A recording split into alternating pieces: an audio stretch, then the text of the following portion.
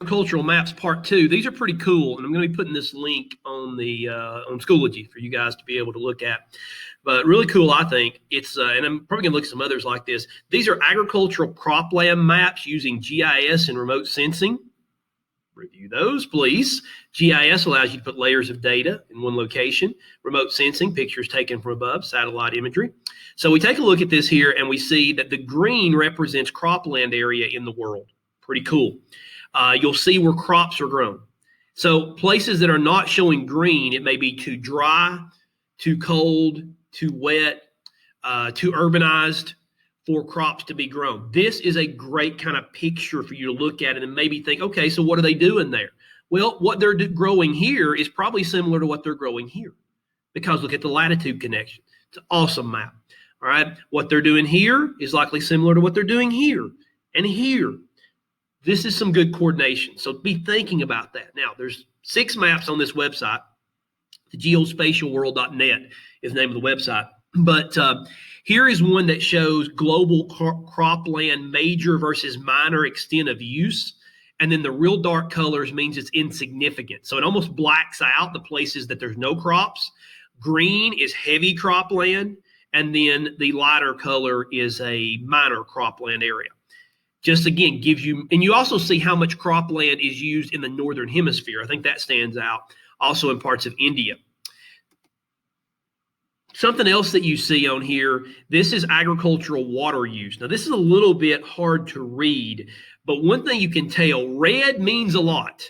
So what this tells you is there is a maximum amount of water. Now, they grow rice. So purple and red, way down here in the upper echelon of a lot of water is used. The good news is in most of these places, they have a lot of water to use over here because of the monsoon seasons. So climate allows them to grow crops like rice in a natural environment.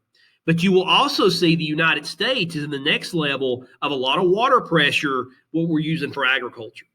Okay, so the amount of water used, and of course, that is a concern about future sustainability. Do we have enough water to keep farming the way we're farming? Here's one that shows irrigated land versus rain-fed land. Yellow is rain-fed, meaning basically it's just using the natural rain and no more. But blue means irrigated. Couple things real important here. Don't know if it'll allow us to zoom in, and it does not. Hold on, let me go back here. Sorry about that. But if you could tell, California is all blue in the valley where they grow crops. California, the biggest agricultural state production-wise in this country, but they use water in an area that doesn't have much. That's a major concern. Also, major irrigation here and here in the United States, in the Great Plains, the edges of the wheat belt area. Also, look at India, major water strain. Now, they get a lot 3 months of the year, but the rest of the year they don't. So if there's a drought or something happens to the climate, that's an issue. Notice in northern China, not affected by monsoons as much. There's water pressure. In other words, a real strain on trying to get water supplies. Whereas the yellow areas pretty much use as what they have and don't have to irrigate as much. This is a good map to show you what kind of crops, or none at all, like barren is the brown. Savanna, red, that's good places you might could raise some cattle. Savanna, grassland, you need to know that. White means it's snow-covered or ice-covered most of the time. And then green can also be some type of rainforest or some types of grassland, so slash and burn could be there.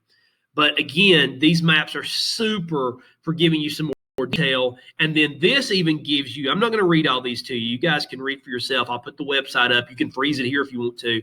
But this gives you information about, is there irrigation, what kind of cropping is being done, what kind of crops are grown around the world. And again, you need to focus on, so why are those crops grown there? Is it climate?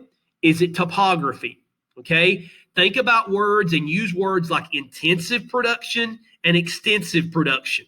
If there's a lot of land, you can grow stuff that requires a lot of land. If there's not a lot of land, you can grow stuff like fruits and vegetables, which can be intensively cropped. You've had some FRQs that are begging for how do you use land? What's the land utilization? Why is it used this way or that way? Think about, does it need to be intensive or extensive?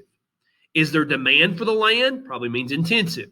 Is there not, and it's cheaper? Probably means extensive. What kind of climate is there? What kind of culture do the people have? Does that affect their agriculture? How might the government affect agriculture? And then this one, what role might women play differently than the rest of the family in certain parts of the world? Trick on that is, in Africa, it's especially unique, where women a lot of times are working on the subsistence farms and men are often raising cash crops. How does that affect the family, social structure, and how does that affect family size for the future? Okay, all those are things that go beyond just agriculture. But I will definitely put this up for you. I'm also going to be putting up another website probably related to agriculture. Take a look at these today as you study your agricultural maps. Let me know what questions you may have, but think beyond what you see. And I hope if you think well, I'll get a lot of questions. All right.